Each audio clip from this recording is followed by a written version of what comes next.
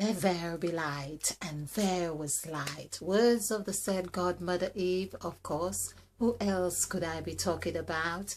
So it's Mother Eve from Genesis of chapter 1, verse 3, the first spell that Mother Eve cast, of course, and it's the ever, like in the word Eve, the everlasting spell. This is what we are talking about here.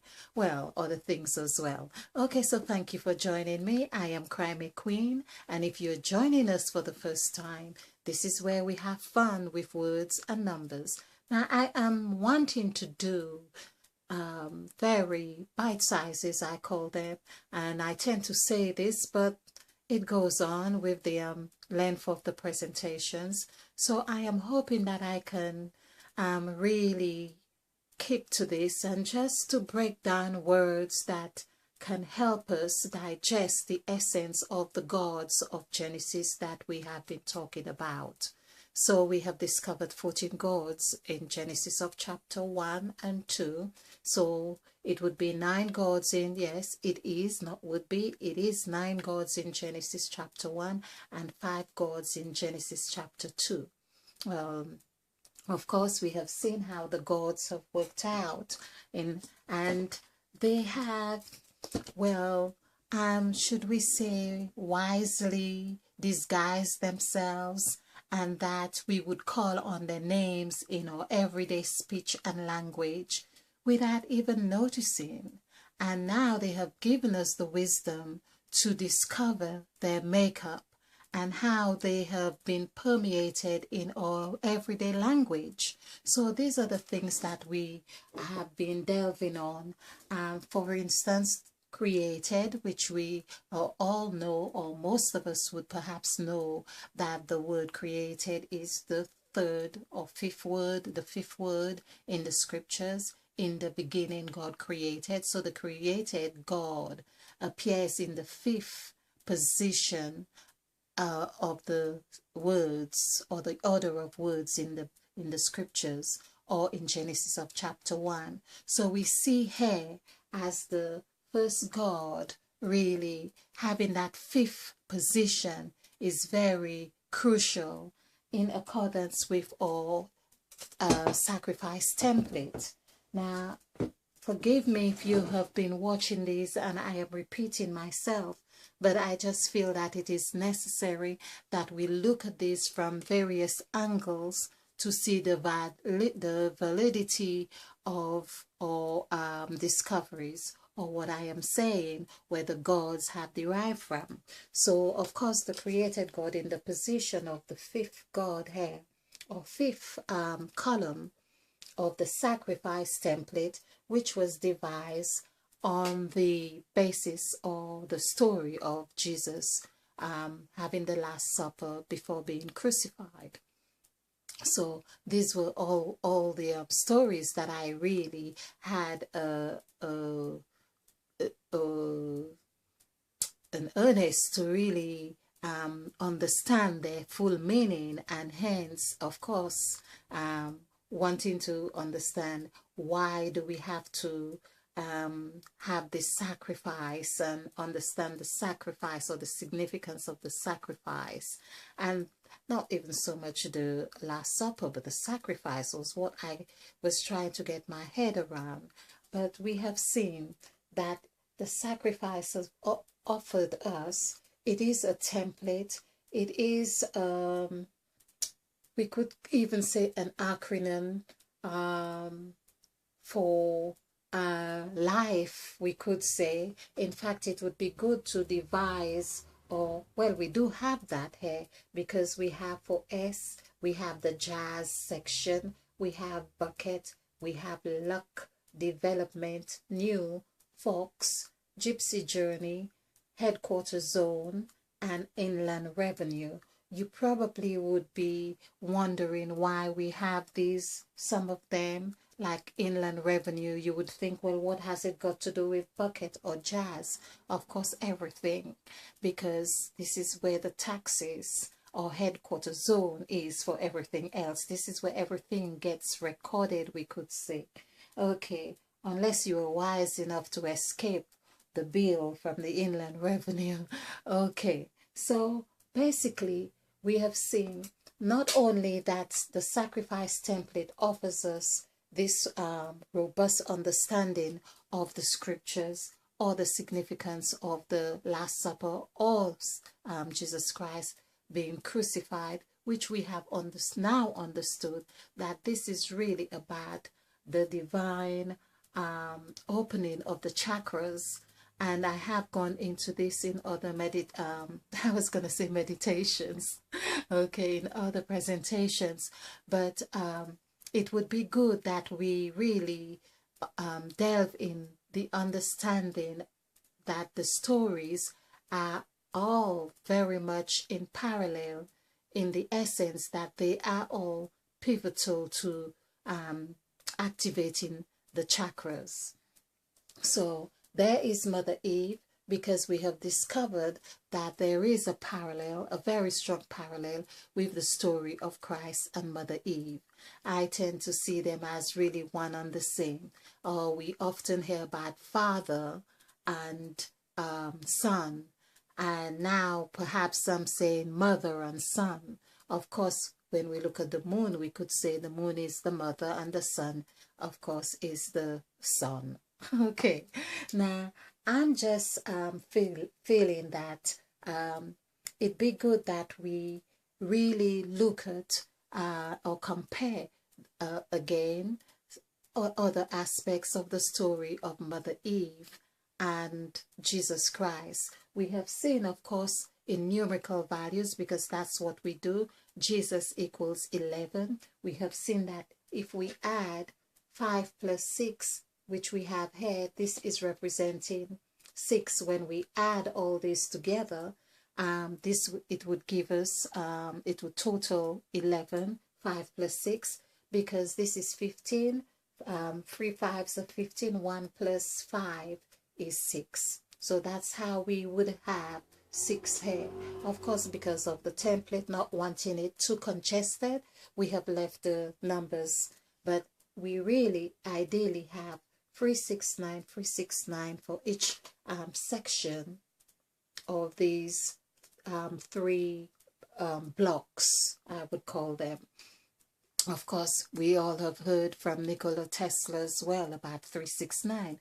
There have been very clever people showing us all the dimensions and significance of 369. Some of it I do not quite understand, but from here it seemed to make sense to me that the story is really saying that we all need to go through those different aspects of our being to understand or to live the symbol or significance of this sacrifice template. Basically, we need to open our third eye. This is where Mother Eve is really calling us, because this is about the mouth. This is about the infinite vastness of the mouth. Mother Eve is the mouth. And this is the thing that I found very interesting as well.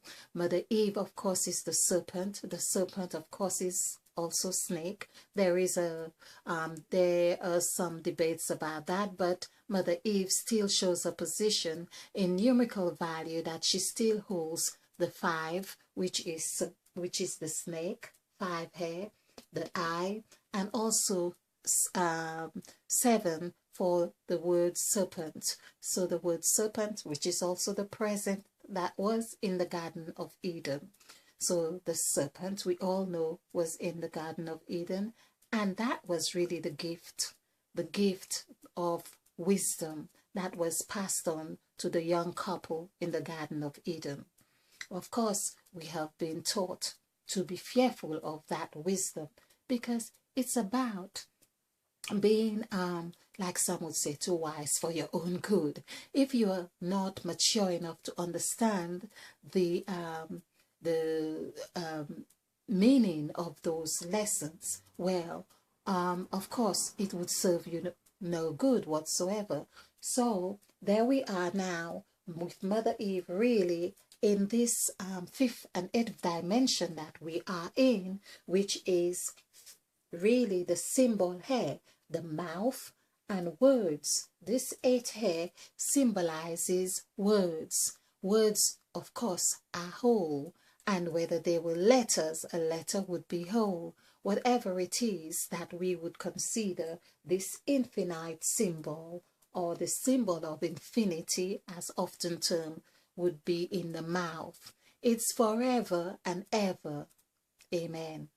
Okay, amen. If you have not checked my videos on Amen, Cry Me Queen and Amen, of course, I would urge that you do that, because the word Amen is really our signature as signing that we are of the man species. Amen, instead of saying a dog or a cat. So basically, this is something that we need. Just again, it's as if you were writing a letter and you had your signature. So the collective as men would write Amen. We all, this is where it is said, it means that we are in agreement. It really means that we are declaring that we are Amen.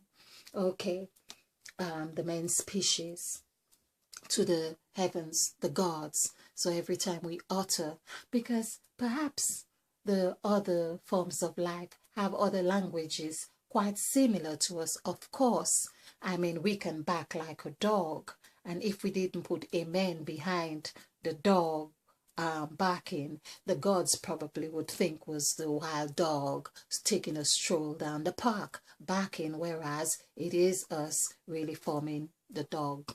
Instead of saying forming the fool. Okay, really, so you get my drift. So we have the ability to really be all of those things. Now, before I go on too much, the point I really want to make here is that this 8 here is like it's a whole. It's whole. It's like it's like, of course, you could imagine the 8 like a rubber band being untwisted, which is really whole. That's what this symbol of infinity is. It really goes up and down. There is no break, no start, no end. It is everlasting. This is the term that we often use when we say amen and ever, forever and ever. It goes on and on. That's Mother Eve right here, who ate of the fruit. Eating of the fruit is what we learn from this activity of Mother Eve, sharing of the fruit, eating of the fruit and sharing it with her husband, Adam. Of course, I've got this wonderful, I'm hoping that you can see it, this wonderful declaration, of course, that Mother Eve was the one with the single eye. This is where Christ said, if thy eye be single, then thy whole body will be light. And of course, it was about light that Mother Eve was able to see that the fruit was good for food and a wonderful thing to behold. It reminds me of a psalm. Isn't it wonderful to behold the sun? The sun is a wonderful thing to behold, meaning that Mother Eve's eye was open to be able to see the beauty and understand the goodness of the fruit, of course.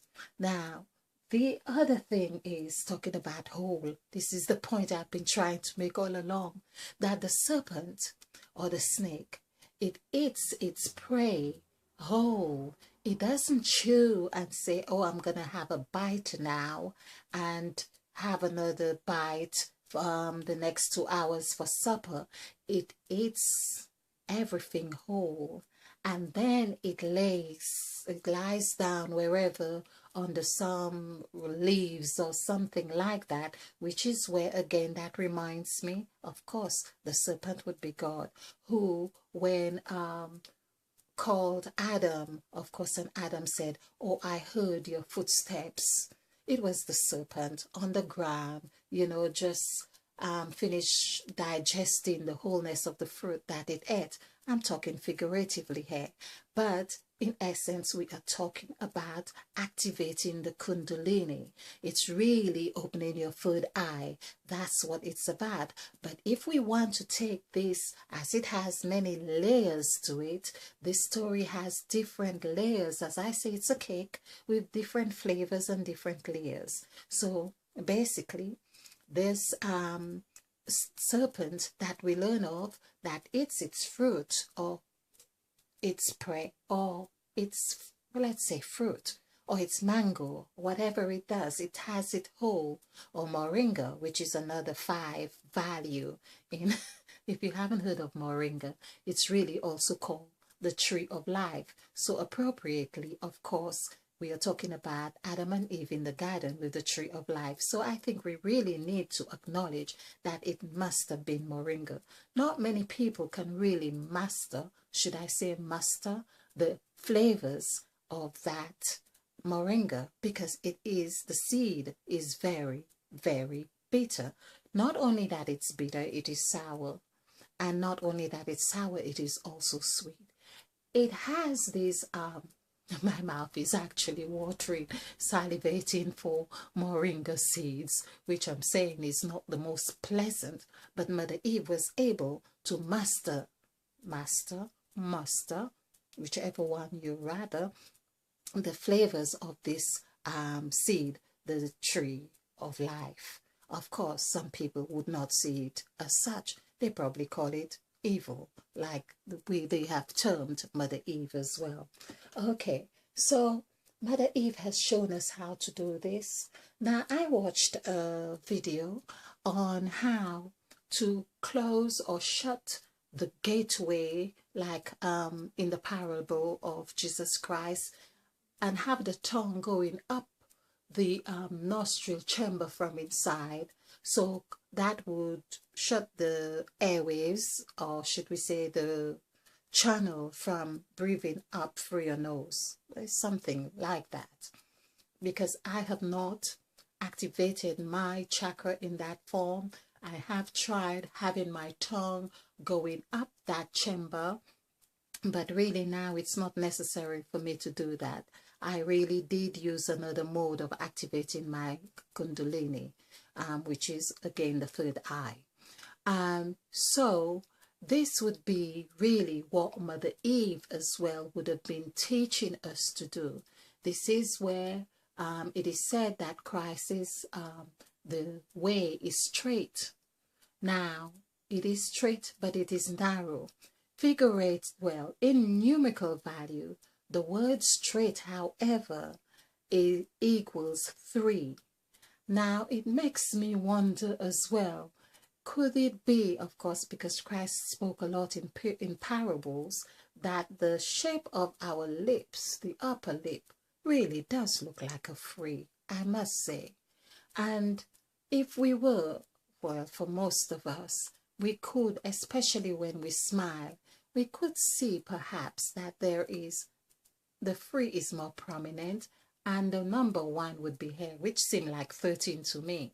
But then again, it could be 6, because some people have this curve quite prominent. But whatever it is whole. And the point I am making is that this is, the mouth represents so much of what we are taught to do or to be.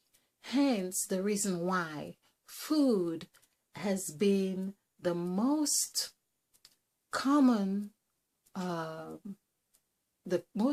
source or common stimuli that is used to engage our senses, of course, and of course that prohibits our ability to do this because we are so engaged with flavors and tastes and textures and everything else. There is so much that is being done with the mouth. And again, like I have I've got a list here. I'm trying not to move my light, so I've got to be gentle here. Yes, so it's this list, for instance, the amount of things that we can do with our mouths, and so we can see why the mouth is really is the gateway. It is the gateway, or a gateway. So of course the eye too are the windows to the soul. But let's just look at this. I suppose all the senses are modalities that we can actually use to really activate our Kundalini. So we can eat with our our mouths. We can cough, we can yawn, we can sing, kiss. Oh, yes, kiss. Now, I've got to do something on kiss because Christ, of course, remember the kiss that Christ had from Judas. That was very significant. And smile, of course, smile is also significant. To speak, this is what we are talking about. And Mother Eve, of course, that is the infinite fruit that we could have. This is why they said you plant with the words you speak, okay, or you curse, whichever it is. You burp, we bite, we blow, we suck. Of course, the first thing we learn to do, we suck on our mother's breast.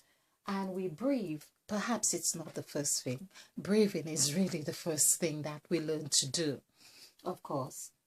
And taste. Perhaps we taste too, really. So chew, we drink, we sneeze, and I think sneeze is about. So we have quite a few things that we do with our mouths. And of course, this is all symbolic of the things of the functions or operations that we can do when without having to eat all these different foods, if you like, should I say, having to engage ourselves. Okay, I've probably lost my trail of thought to, in that all of these things we can do, but we can activate our Kundalini by really meditating, or of course finding out other ways that we can do that. But basically, I just wanted to refresh our minds with the teachings that we get through Mother Eve. And of course, I want to do the comparison of Mother Eve's teaching and Christ's teaching, especially with the Beatitudes and the lettings of Mother Eve. So do join me again when I explore the teachings of Mother Eve and Jesus Christ with the Beatitudes, and which were 8, although some argue that it is 9 because of the last 2 Beatitudes of Jesus Christ in Matthew Matthew chapter 5 verse 3 to 11. I think it's verse 3. Yes, and likewise Mother Eve's teaching is from verse 3 of Genesis of chapter 1. When I say teachings, her spell, when she says, let there be light, and there was light. Well, thank you for watching. I hope you have enjoyed this, and I hope you have found it fun.